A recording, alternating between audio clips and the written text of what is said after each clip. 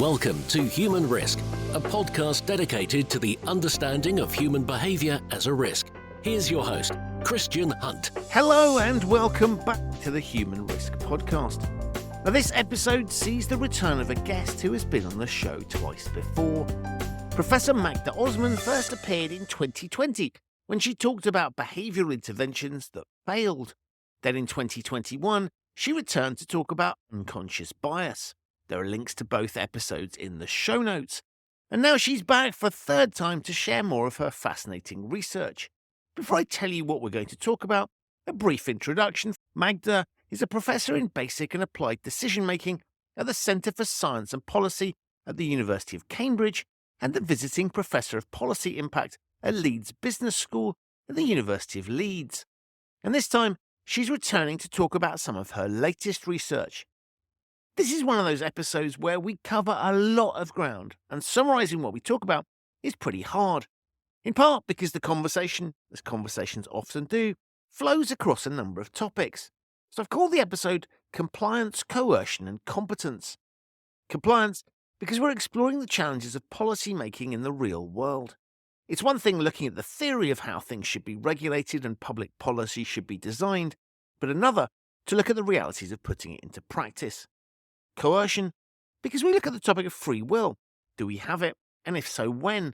Would we know whether we're exercising free will, or are we always subject to coercion and influence? And finally, competence. Conventional wisdom is that the more we practice something, the better we are at it. But as Magda explains, if we're crap at something and keep practicing being crap, we're not necessarily going to develop competence. Before we begin the episode, my almost usual reminder about my new book, Humanizing Rules, Bringing Behavioral Science to Ethics and Compliance. Except for the fact this time round I can tell you it out this week. There's details of all of that in the show notes. With that said, stand by for an episode that I absolutely loved recording, and it still has my mind racing today for all kinds of good reasons. So please enjoy, as I know you will, my discussion with Professor Magda Osman on compliance, coercion and competence. Magda, welcome back to the Human Risk podcast. Hello. It's great to be back. It's fantastic to have you back. And look, listeners that haven't listened to you before, I will put links to your previous appearances on the show in the show notes so they can go and check those out. But since we last spoke, you've moved. What are you up to now? Yes, I've moved universities and although actually the work that I do at the centre, so the Centre for Science and Policy at Cambridge is sort of things that I was thinking about for quite a long time. So, I mean, in short, it's, if you're interested in applied work, whatever discipline, in many instances, you're going to confront policy. So you better have an understanding of policy. And I think, over the years, it's funny that sort of colleagues talk about sort of trying to do impact and applied stuff in the policy world. And we have a kind of idealized view of how that works. But then when you see it up close and you're actually talking directly with people who work in policy or analysts who work in the civil service, then their views on things and what they do, like the day-to-day stuff, is so far removed from what a kind of academic's understanding is. So the idea in the center is to, how do you bring those two worlds together in an effective way where evidence or advice can be used in a meaningful way rather than just paying lip service to the idea that evidence or sort of scientific advice is used. So that's a lot of what I do now. And so use the well-worn phrase. It's all about sort of how do we actually follow the science and how do we put that into practice? And so presumably you're looking at things like logistical challenges, right? So stuff that's theoretically possible in laboratory type conditions, you can't necessarily do in the real world. There are budgetary constraints. It's those sorts of things, I presume, that sort of to use the phrase, when the rubber hits the road, that's when it becomes challenging. And so what you're doing is really looking at some of those issues and recognizing that what we might ideally do in a theoretical world, if we were to able to follow exactly what the research tells us, is not necessarily practical in the real world. Yes, I mean, there's that. I think the other thing is that, yeah, the the well-worn phrase of following the sciences. I mean, yes, again, it's another kind of ideal, but reality, not just logistically, is something a little bit more profound, which is also what we've been doing some research on, which is the type of inquiry. So, what kinds of questions um, people from the policy world ask and how they phrase those questions has a sort of a net direct effect on how they're going to reach out to academics to answer those questions. And what's interesting is that academics, as they phrase the same inquiry on the same topic, will come at it from a very different angle. So for instance, academics are quite resistant to making recommendations. So, because there's endless kind of caveats. Well, under these conditions, then this might, but we're not trained to make sort of policy decisions, and the policymakers, in effect, want some kind of sort of clear recommendation for this is what we need to implement. So how you ask the questions is actually quite critical, because if you're coming at it from different frames of reference, then you could be potentially misaligning what you provide as a scientist as evidence and how that can be interpreted from a policy kind of perspective. So, aside from all of the logistical factors, yeah, and then to add to that kind of complexity, which is you could have perfect alignment between what policy want to know to address a policy issue and what an academic sort of provides in the best kind of communication with recommendations and so on. But the logistical side of it, as you highlighted, will be the barrier or many kinds of barriers to uptaking that evidence or in implementing it. And on top of that, the political climate or the public kind of interest may not be there. So the policy could be really brilliant, but it may not sort of land at the particular time that it's being implemented. So there's a whole load of things that you kind of have to put in the mix to understand what realistically following the science means. So what sort of areas have you been looking at? So to sort of make that those points come alive. Well, I mean, some of them relate to things that you and also the listeners might be interested in around sort of risk and compliance. Some of it is around sort of trying to preempt sort of future issues that might come up. So, particularly in the kind of digital kind of world. So, what are the disruptive technologies that are going to present new problems, particularly around sort of regulation. So, anything around smart devices or the use of AI in, data analysis and so on. So, I mean, again, that's sort of, it all sounds a little bit still quite abstract. But let's say, it could be it could vary from sort of the health domain to crime to regulating products to, so it's broad. So the the interesting thing for me is to see where the repetitions in the policy issues sort of fundamentally appear. So it's not like even if it's a different domain or different sector, there are some kind of signatures behind that which are kind of similar throughout. It's just essentially how do you regulate things and how do you get compliance without coercion? Yeah, which as you say is fascinating, and I think particularly given what we've been through and are still going through on a number of levels, but COVID most obviously, that's an issue that I think is not just in the that's just not just of interest to sort of compliance and risk geeks. That's something that we've all recognised, and that sense of sort of I guess it's sort of the sense of civil liberties come into play, and if we look at sort of things like the views on the police and policing by consent and all those sorts of questions. I mean that's the kind of space where you're where it becomes it becomes a very, it's a matter of perception. And so we're moving very much into sort of how do humans interact with each other? What do we think is appropriate? I mean, it's fascinating, right? Yes.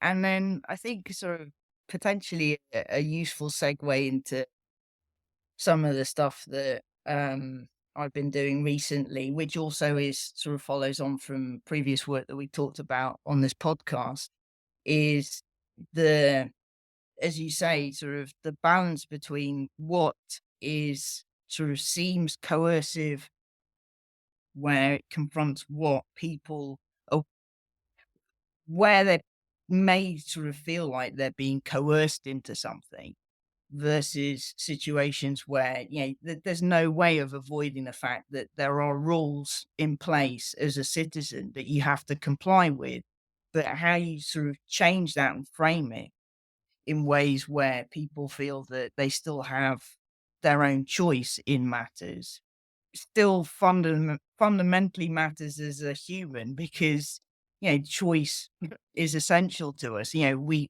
even identify ourselves in the choices we make. So when you sort of confront structures like the state, policing, and so on, regulations all over the place, all of that sort of combines in terms of where we see ourselves in that and how much choice we have legitimately in the context of what also impact we have on others, right? Because we don't do things in isolation of the the people that we interact with, whether they're friends or family or other citizens. And citizens is an important phrase here because often it's the consumer, and I think it's worth sort of bringing back and revitalizing the term citizen, because that means something much more profound than we just simply are consumers, because it has a sort of kind of pejorative sort of association to it. I mean, my sense is this is becoming more of an issue, in part because I guess if I'm irritated by something prior to the existence of the internet and social media, yeah, sure, I can find similarly minded people, but it's much harder. And it seems to me now that we've got, for all the benefits that we have, and maybe this is a force for good. I don't know. I'd be interested in your views on that, but it seems to me that there is much more ability to find like-minded people, to complain about things, to have views, to share, to be influenced. And so something that historically people might have accepted, as I can't do anything about. Nowadays, there seems to be much more of a sense of agitation, and everybody Mm. has an opportunity to express their opinions. And so the dynamics that you're talking about seem to, I don't want to say they're getting worse, but they're becoming more prevalent. Is that a fair way of looking at it? I would say, unfortunately, this depends. So, hey, yeah, it's very typical. Of course, an academic's going to say that. Um, I mean, yeah, okay, if you're sort of talking about things like social media where people can find other people and create sort of communities where, they share their views. I mean, you think, well, what's the function of that? Because, and sometimes you want to share, your own particular perspective with others, or see, well, are other people seeing what I'm seeing? So there's that. But then the problem with that is that it can have a kind of disruptive or almost um, reinforcing element where you get groups of people together that all sort of reinforce a particular perception, even though you're not necessarily sure. You think, well, yeah, maybe I see this thing happening in the news. It's like, well, yeah, is everyone else going to pile in? So, yeah, no, it's absolutely totally terrible. And you think, well, I didn't know. Now I'm sort of somewhat persuaded by a kind of mob. And of course, the emotional side of that is amplified on social media as well. So, you can't gauge whether your emotional reactions are suddenly then kind of not your own, because the group is kind of directing you towards making a sort of particular assignment of, this is all terrible now. So, on balance, it's hard to know whether it's generally good or not. I don't think it's perspective. I mean, okay, but as I said, it depends for what contexts where you feel completely isolated, that you can use these mechanisms that actually help you sort of be drawn into a community that, might at least reduce the sense of loneliness or being alone in the world about what you see. But for other things, potentially problematic.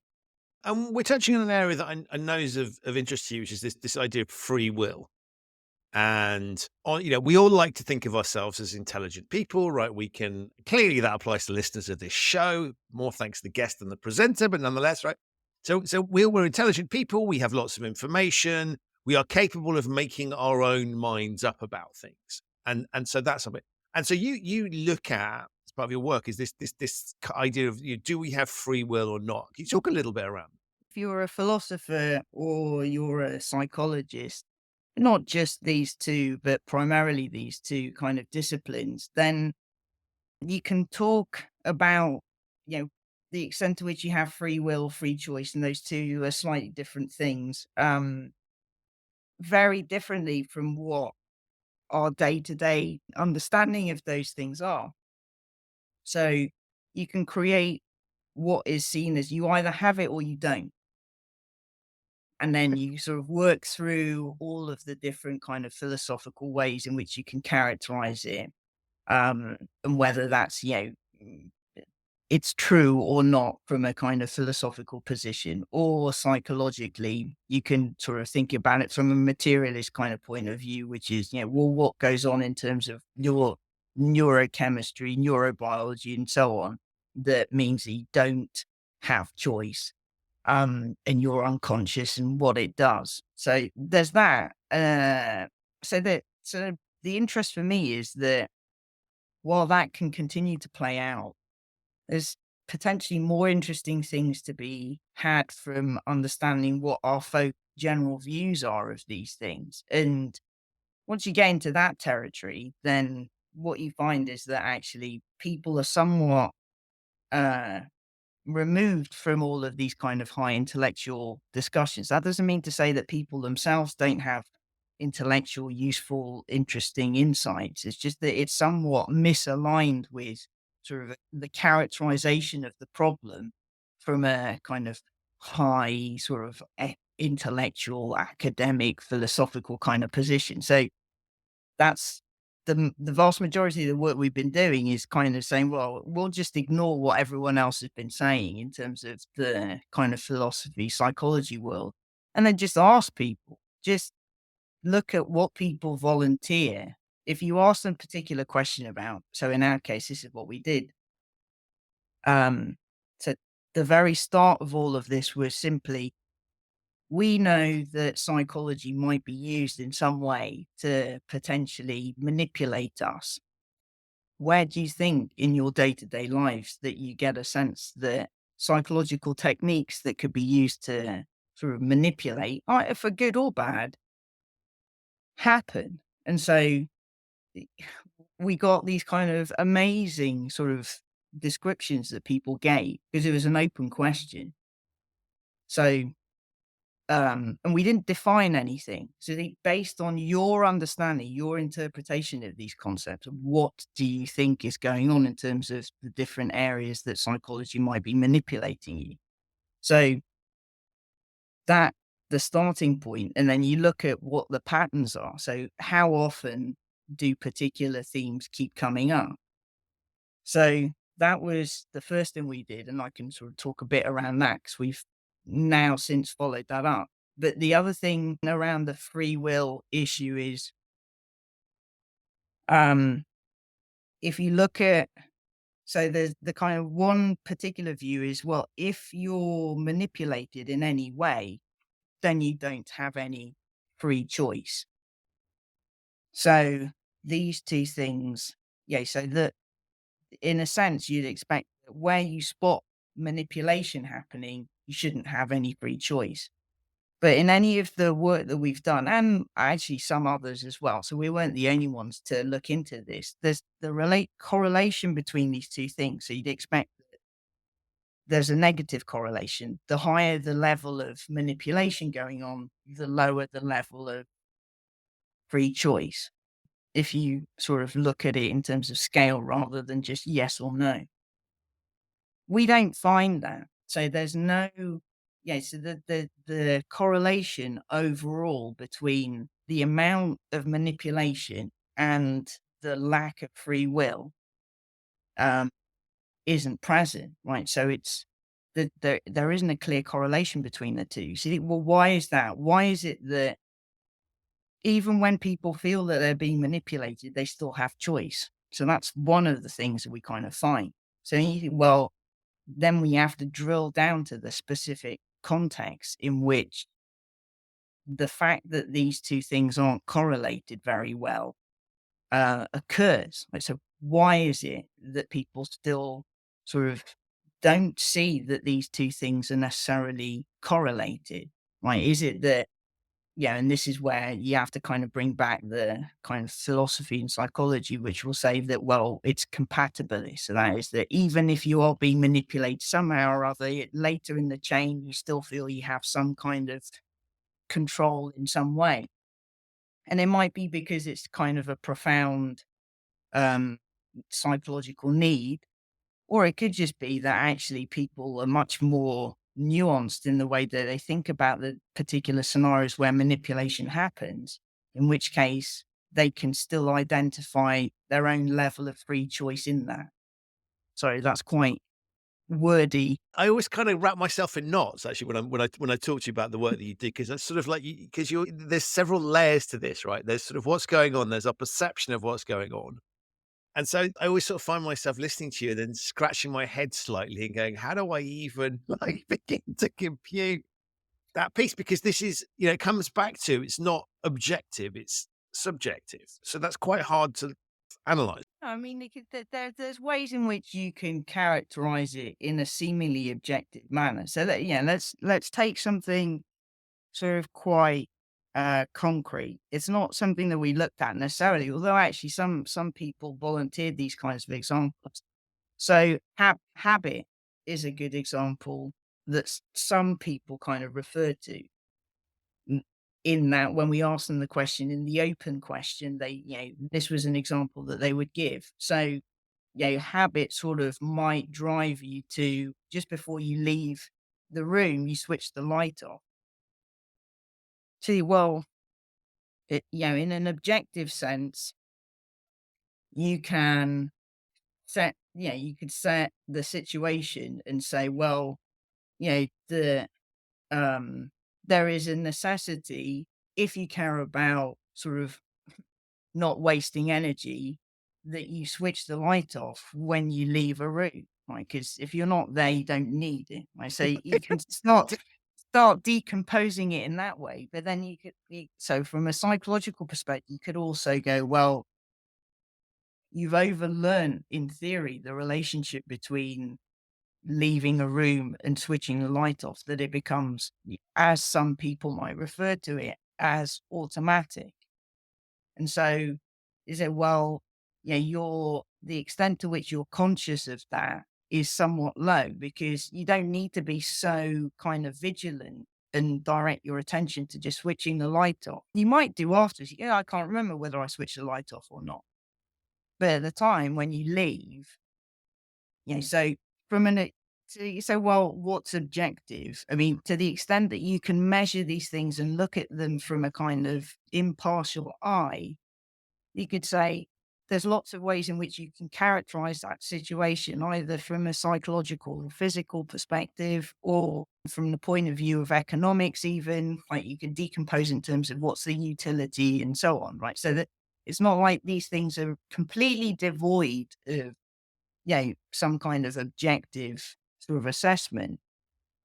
Separate to that is, as you say, yes, the perception, but the perception, partly through the experiments that we're doing, is kind of asking people, well, what judgments are you making? So sure, that side of it is kind of subjective, but to then add the kind of scientific element, well, from an empirical point of view, you could ask how many people see this as a lack of control, or see this as simply a habit, but is controllable to whatever degree they think they have, right? So, do you see what I mean? Like, there's ways in which you can interrogate this from an empirical perspective, which tells you something seemingly objective, right? Because you start looking at the patterns of what people are saying.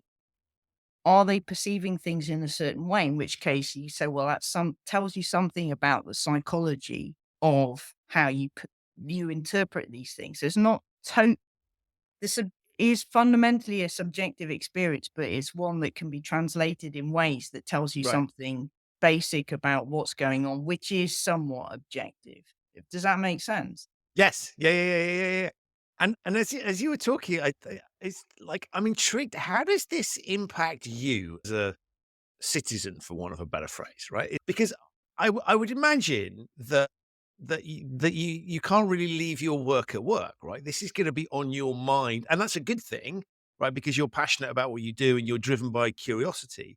How does all of this sort of thought process and what you're discovering, how does that impact your own behavior and how you look at the world?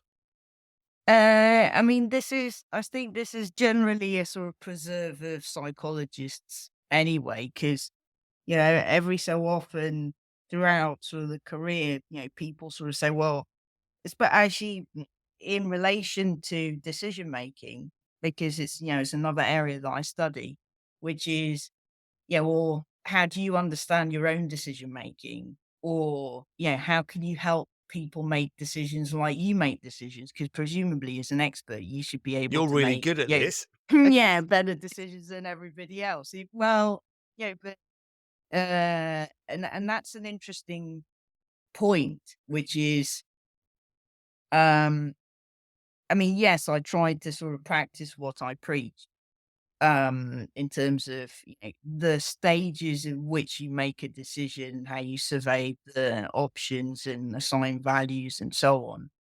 Yeah, I think, well, can I deconstruct the sort of, very serious dilemmas that I face in the same sort of way? And I try to, and, some of that sort of happens without me having to sort of, it's like the process, the algorithm just runs in the way that I sort of, decompose a problem and, make the sort of choice. I think, well, what objectively would be able to say is for someone to say, well, the choice that I've made, the choice that Magda's made is the better choice versus someone in the exact same situation having made an entirely different choice. Right. So then I'll get back to what you originally asked, but I know I'm going slightly off No, tangent I love here. it. Again, this is why I love having you on the show, right? Because we go down and that's why we have the time that we have. Because keep diving down these rabbit holes because I think it's fascinating. Okay. So I mean, this actually did happen quite recently because there's a couple of friends of mine who were working on um sort of asking a series of experts. And then we can be sort of quite loose with what that means. Well, let's say someone that's kind of dedicated a long period of their lives to actually studying something. So, whether they did it well or badly. And then we sort of basically say, well, how do you do it? How does, your day to day understanding of these things affect how you make these decisions?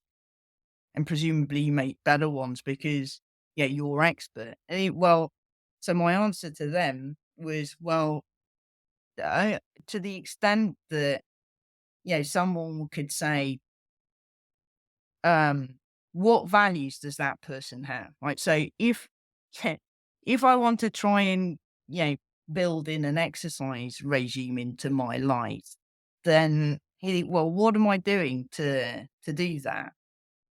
How often? Well, I didn't set out to sort of run at 5 a.m. every day. Or I might be doing that, but I might doing it really badly. Like I might just be crawling along the street at 5 a.m. Right. So, it also matters how I implement the action, given that I want to build that in. You think, well, but won't ever stop, right? So, well, what's the minimum sort of level of success given what I was interested in, and have I achieved that given the things that I've done, right? So then why am I better or not relative to others that are doing the same thing or trying to achieve the same thing? Like some people that might be far better than me in kind of being sort of diligent about sort of exercise, right? So do you see what I mean? It's like it's quite it's a woolly way of sort of saying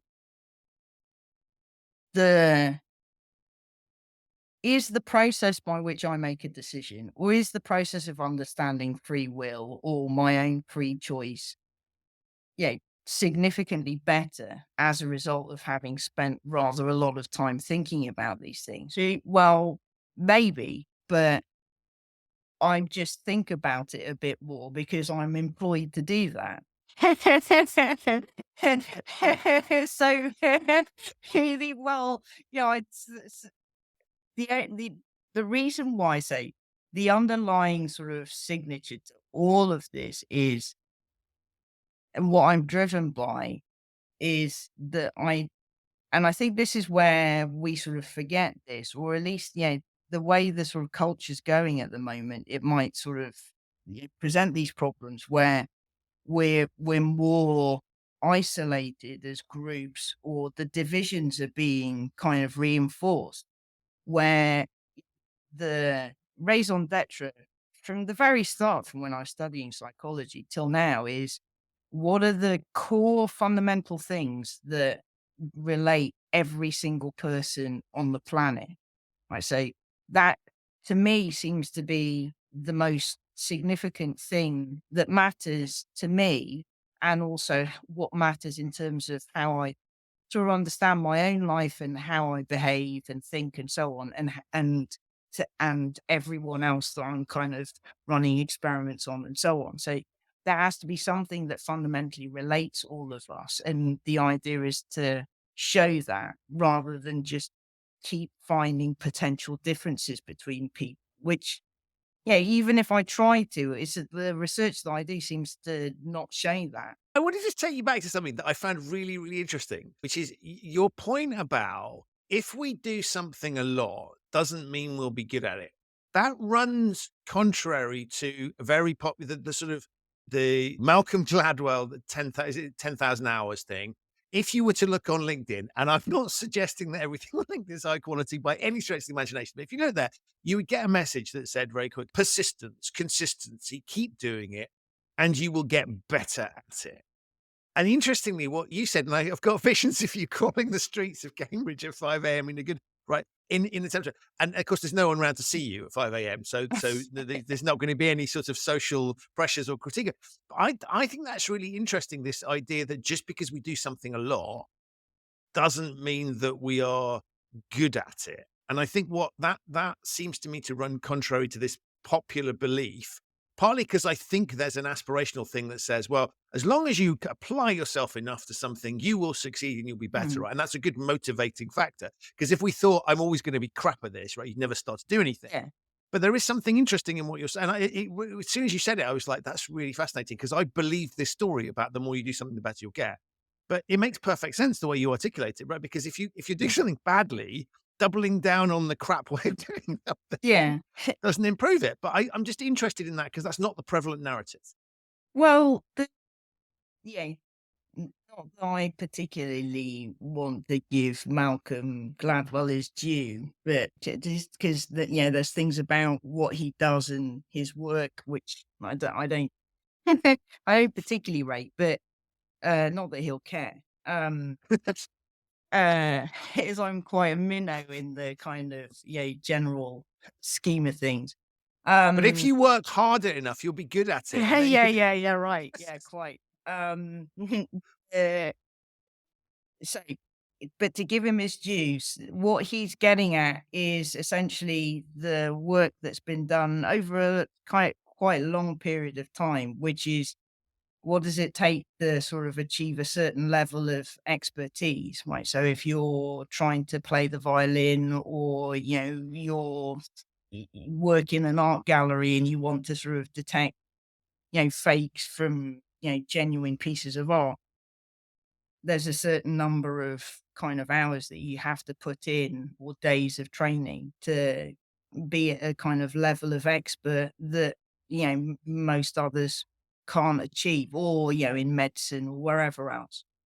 So that's still the case. So, I wouldn't want to undermine, I can't anyway, because, the evidence is too strong to suggest otherwise. But there, there are perverse aspects in our day-to-day lives where if you just keep repeating things without correction, yeah, you might have a general belief that you're excellent at singing. So you just keep singing. But, and you sort of see this in these kind of, these TV shows where people sort of come on and, so everybody else, the rest of the world will look and go, well, this person clearly is tone deaf. But, but that they've been singing since they were 5 and no one stopped them, and somehow they weren't even paying attention to all of the other signals from the world telling them, "You should stop now. This isn't," or "You should do it, but don't try and make a career out of it."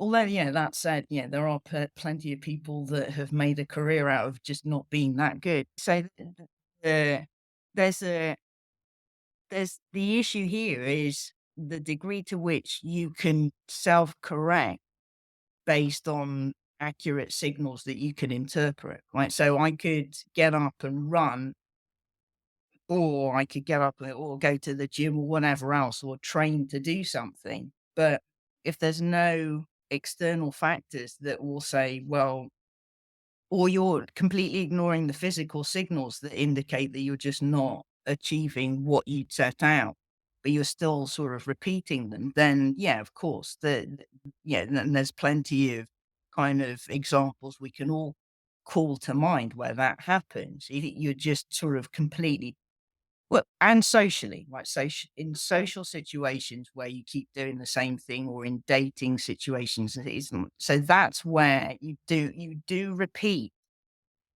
sort of slightly dysfunctional or very heavily dysfunctional things, and you don't self-correct. And this is where, there's lots of aspects of psychology which will tell you, or even in the therapeutic context, where actually you have to spend a lot of time unpicking the underlying reasons for why you just keep still making the same mistakes, even though, you've been doing, and especially because you built up all of that experience over time where you keep doing the same things. It's very perverse. So yeah, there's the perverse aspect of that. Yeah, I mean, it's the sort of what doesn't kill you makes you stronger thing, right? So I've survived by doing this thing, and so I'm just gonna, yeah, as you say, nothing has stopped me, and I'm fascinated when we think about those singing competitions where those are good examples where somebody will have gone through some form of validation process by other people, right? You don't just rock, so because someone will have told, and usually it's unhelpful parents, right, being over encouraging it. But my family thinks I'm really good, and it's like palpably that you're not. But it's interesting that we shut those cues out. And so I could see a situation where there are lots of skills that we could develop on our own that we think we're really good at, but actually, and they've never shown. I don't know. I think I'm really good at drawing, but I've never shown anyone my pictures. Right. So I've literally got myself, and that's it. And I think I'm the new Picasso, and I don't show them to anybody. Right. And probably the act of not showing them to it tells you something. Right. Why am I not showing them to anybody? Well, because I kind of know they're crap. Right.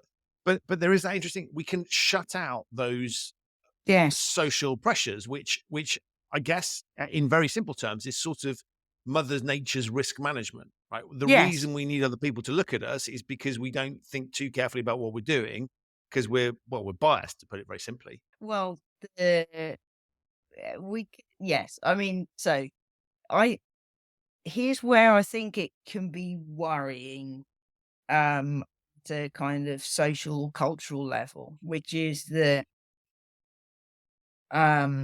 if you say, actually, competence really matters, right? So, we can't function as a society if we don't have people who are, reasonably good at their job. Although, how you assess performance and competence is, again, a moot point. So the moot point here is that if you say, well, the way you assess competence is done in such a way that is going to only benefit a particular group. So you assess competence in a certain way at the expense of others. So if you feel that you've missed out of that, then you could say, well, the things that, world is stacked against me. So, well, so then what needs to be corrected? What level of adjustment needs to be made given the measures of competence are ones that are highly biased, right? So that's where this is a problem with in any kind of measurement problem, which is that there's some degree of consensus amongst everybody that this is a measure that's sort of like IQ or whatever else. I think, it's sort of predictive of various other things. So you say, right, okay, it's somewhat valid as a measure because it's not just predicting something in and of itself, it's predicting other things. So this is where we sort of get back to, well, if you're not reading the signals that tell you that maybe you're not as good as you think you are, then there's an attribution that needs to be made in terms of responsibility. So it's either that attribution is, well, the world is somewhat stacked against me. So all of these systems are in place that are designed to not suit me. Right. So then there's a fundamental problem. Or whether that's the case or not, is there anything that I can do to change that? So in which case you absorb some of the responsibility yourself. So how you correct, given these signals, matters to the degree to which you're going to position yourself to kind of, profit yourself in the future. Right. So if you're not paying attention to whatever signals, or if you do, then those signals are kind of distorted in your head, which you go, well, there's nothing wrong with me. I'm fantastic. I'm brilliant. I'm super intelligent. I've got through all of these critical skills and so on. And all of the measures don't allow me to actually express that. So the problem is with the measures themselves. It's like that no one's recognizing the brilliance that I have. Well, okay, but like after the 80th time, surely you should start realizing that maybe it might be you and not the rest of the world. Right? So the degree to which the correction happens and happens at scale rather than just at the individual level is where there are problems which, we're also confronting in various levels across the world right now. So I think that's where sort of some very worrying things are happening. But there's also, there's an alternative framing of that, which is the person that the Galileo Galilei, right, of the 21st century. So I'm doing something absolutely brilliant. It's just that this won't be, and artists, I think, is probably another good example where it's discovered after their death that people, the value of your painting, if you're Monet and Picasso and whatever else, the value of your painting shoots up after your death. And there's reasons that nothing to do with the fundamentals of what you're doing. It's scarcity and everything else, but there is room for people to challenge orthodoxy and be whether they're perceived to be crap and actually the true value of what they're doing is seen later on, or they're perceived to be engaged in heresy that later turns out actually is scientifically correct or is socially accepted. So people that are kind of, I guess I'll put it a different way, ahead of their time, shall we say. And so there's an interesting thing there that on the one hand, as a society, we need that, right? We do need people that question and challenge and are contrarian and provide that sort of counterweight. And that's how we progress. Because if we all consistently just did the same thing, right, we'd end up to use, I don't know if you said this, but the Einstein quote of, keep doing the same thing, definition of expecting different results, definition of insanity, right? And so I think that's fascinating. And I guess we're going to have this problem because to allow the geniuses and visionaries of tomorrow to exist today requires us to also have the people that are not that, right? The sort of the failed experiments, if you like. Well, what we can take from that, and then let me see if I can sort of try and segue it to some of the stuff around where we might be manipulated, because I think, yeah, there's a kind of analog here, which is, yes, you're right that there has to be some form of norms that exist to be able to kind of challenge them, and advance them, and also to kind of identify those kind of exceptional cases. And they could be exceptional in either direction. It could be just, yeah, they're exceptional because they're advancing us, or they're exceptional because they're left behind. Right. So yeah, there's either side of it. But there's no way to identify that if there isn't some kind of general shared understanding of what is, at least a level of competence. So if you don't have that, how are you going to know otherwise? Around things like, well, then, maybe that's for a discussion at another point. Because these kind of exceptions in history, where, and they relate also to where we are at now, around the notions of misinformation or conspiracy theories and so on, is you face the kind of dangerous territory that if you limit or you sanction certain things that can be said or that can be discussed, then, yeah, you prohibit then the possibility of, these kind of great discoveries being made, or being even made public, right? So this is why there's kind of, to implicate all of this in the discovery in science is a problem, because it just means that you'd be saying, well, at this point, we know everything we need to know. So anyone that says something otherwise is clearly wrong. Well, that's absurd. That is simply absurd, because it's completely anathema to how the scientific process kind of proceeds. I say, if you say, right, no, we know everything because we've discovered this thing. So clearly this is how it is. And then like 5 people go, no, that's not, we've just found these other kind of exceptional findings which just challenge everything. Yeah, the psychology replication crisis is a good example of this, right? So everyone's like, so all of these things happen around sort of unconscious, priming, and so on. You try and replicate them. If you're replicating kind of botched methods, using the same botched methods, and also doing some sketchy things with statistics, then you're going to keep showing the same thing. Also, because the consensus is driven in that direction. So if you just stop there, you go, right, okay, well, we're all, somewhat buffeted by all of these things that are going on unconsciously, and we're primed to kind of do this or this. Well, really, does that add up from our sort of day-to-day experiences? Probably not. And then you've got sort of a, aberrant team of researchers across the world who are going, well, no, that's not the case. Right? So, well, are they sort of misinformed? Yeah, they're the misinformed information purveyors. Well, no, they're not. They're just sort of challenging. So those kinds of things then sort of present considerable problems in what is sanctioned at any one time, to say this is a legitimate claim or a legitimate statement, and in a legitimate sort of understanding of the world. So at least scientifically.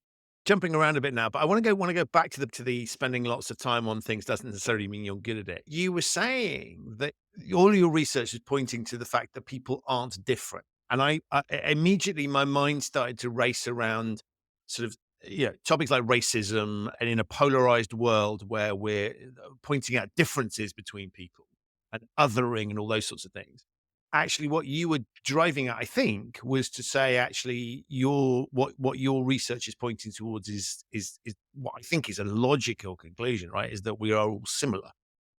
Yeah. I mean, on fundamental levels, right? So, or you're varying to degrees rather than sort of simply categorical distinctions, right? So, because the categorical distinctions you can make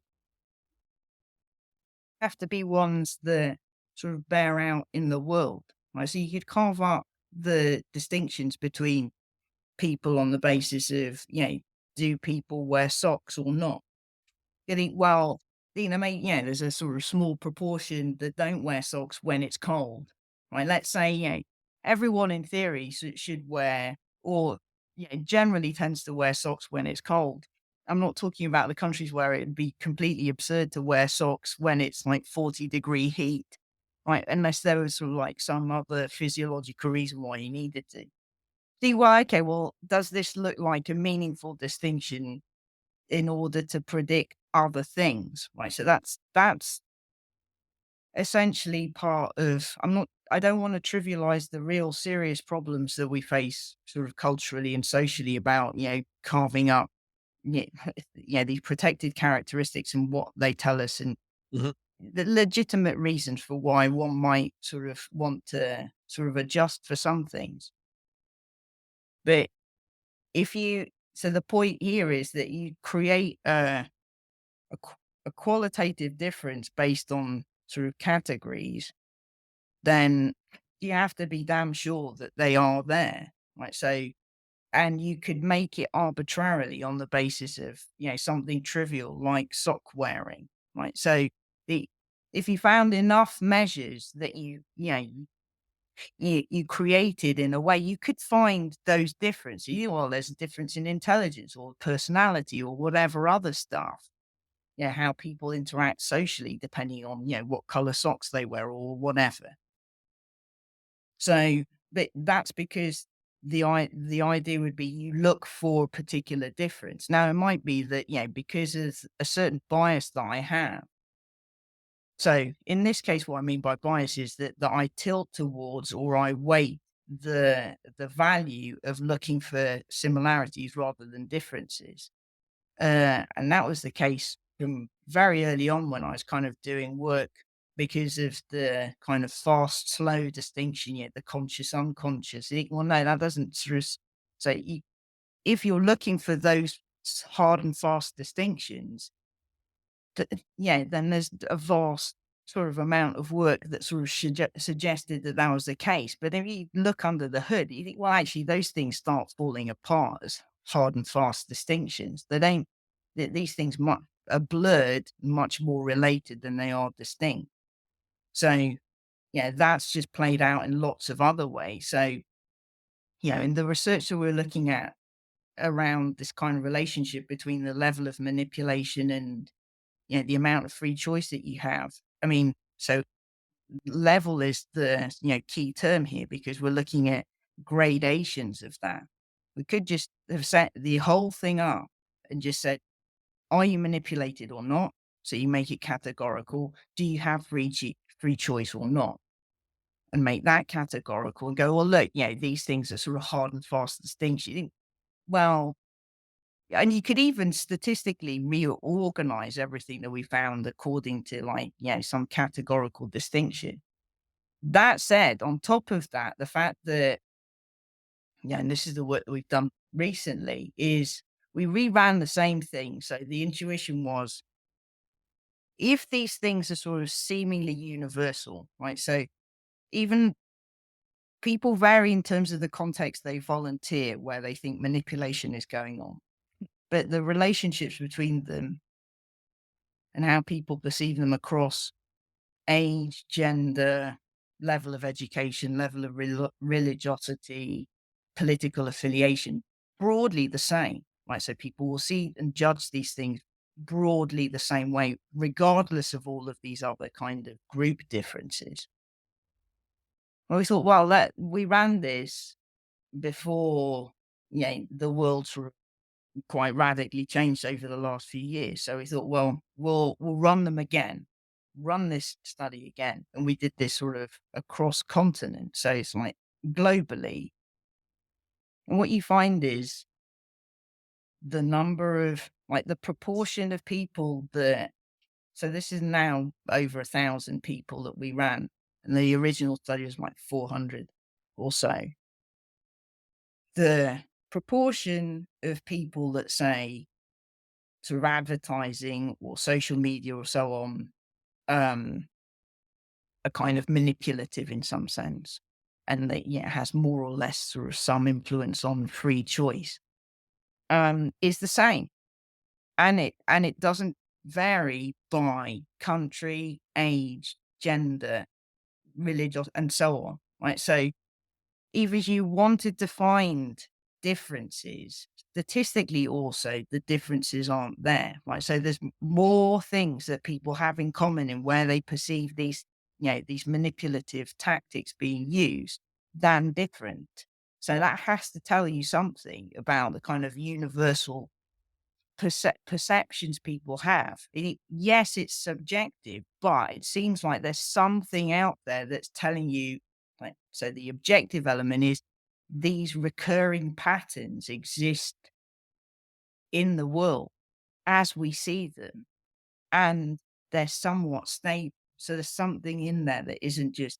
If you say it's sort of subjective, then you think, well, it's so noisy that my perception is so fundamentally different from someone else's that we couldn't, like, since you see what I mean? Like, you Yeah. see this in this way, that's just going to be noisy because no one else sees it in the same way. Well, no, because what's objective seems like it's something that's stable that exists in the world. And that's essentially what we sort of keep finding. Even, in something so noisy and nebulous a concept as free choice and unconscious manipulation, and without even defining those things.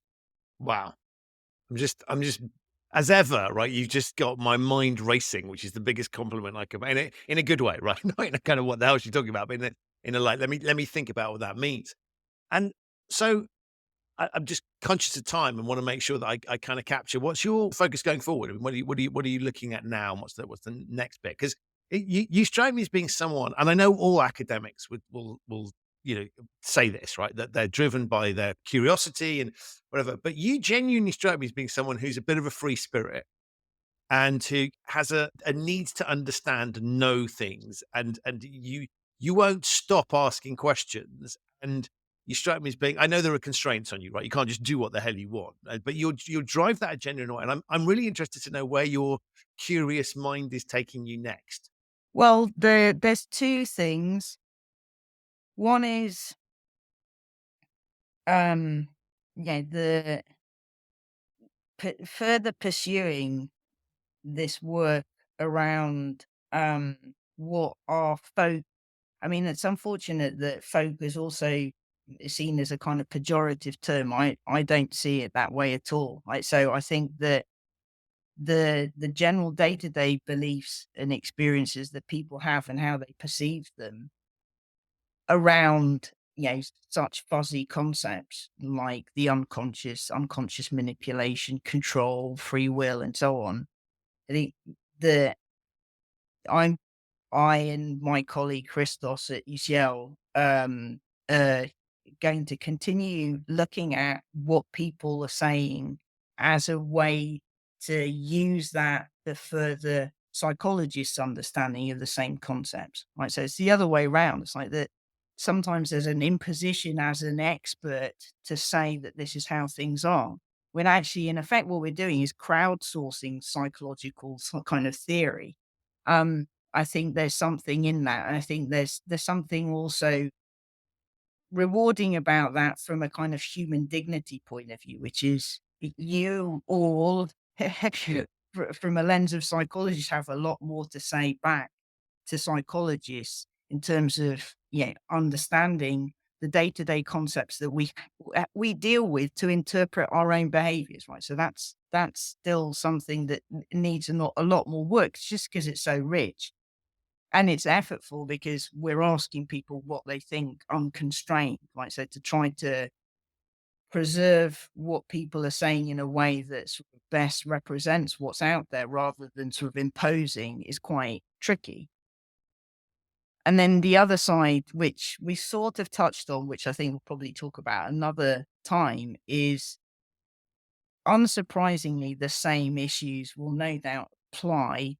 And that's what we're seeing in this context of misinformation. So, the first sort of work that we did was essentially to look at, well, what do people actually take these concepts to mean? How far do they deviate from what the intelligentsia generally want to sort of expect us to understand of these things? And also, to even try to correct these things that is misinformation seems like an absurd sort of pursuit. Like absurd and completely cack-handed kind of pursuit.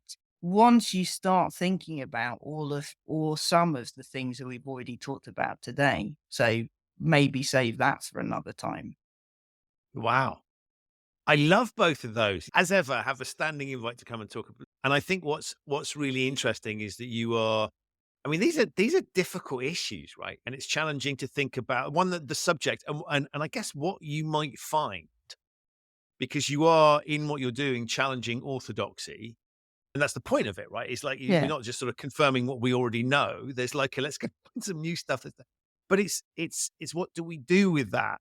And Yes. there's a lovely anarchic element to what you're doing, and I mean that in a really positive sense. In asking some really interesting questions, and even in the approach that you're adopting, right, which requires you to think about how you ask those questions and think very carefully about that. You can't just blunder into this for the reasons that we've discussed. So I think it's for me, it's just I love it. It's just I think it's really interesting, and I'm just glad there are people like you that think, they're thinking these and have the bandwidth and support to be able to do that. So I want to say thank you for that, and look, come back and share any point when you want to, because I always find it a journey of discovery, and it's always after I listen back to the show again, I'm like, oh, there's a few more things I want to know. So I'd love to have you back on the show. And thank you as ever for being an incredible guest and sharing some amazing things that I know have blown my mind and will definitely blow my listeners' minds. So thank you. Thank you. I mean, it's always good to do these kinds of things because they're just as much kind of a learning experience for me, because the better able I am to articulate some of these things to you and through the questions you ask, the better I also get to understand what I know and how I see things as well. So that's it for this episode of the Human Risk Podcast. My enormous thanks to Magda for appearing and for you for listening. To find out more about Magda and her research, have a look in the show notes. There are links to both there. If this is your first time listening to the Human Risk Podcast, welcome. You can subscribe wherever you get your quality audio content. It's available on all of the major podcasting platforms. If you like the show and have yet to leave a 5-star review for it, please do. It really does help other people to find the show and for me to continue to be able to attract high-quality guests like Magda. Of course, I'm going to remind you about my new book, Humanizing Rules, Bringing Behavioral Science to Ethics and Compliance. It's out this week, and if you're listening in March 2023, have a look and see if you've still got a chance to get access to some exclusive human risk content and prizes. There are details for that in the show notes. If you missed that, don't worry, lots more Humanizing Rules content to follow on the show and via my blog on LinkedIn and the Human Risk website. With all of that said, thank you so much as ever for listening. It's you, the listeners, that mean the show can continue. So I'm extremely grateful to all of you. Stay safe. Remember, compliance is important. Coercion's not such a great thing. And competence is something we all need. Stay safe, and thanks for listening.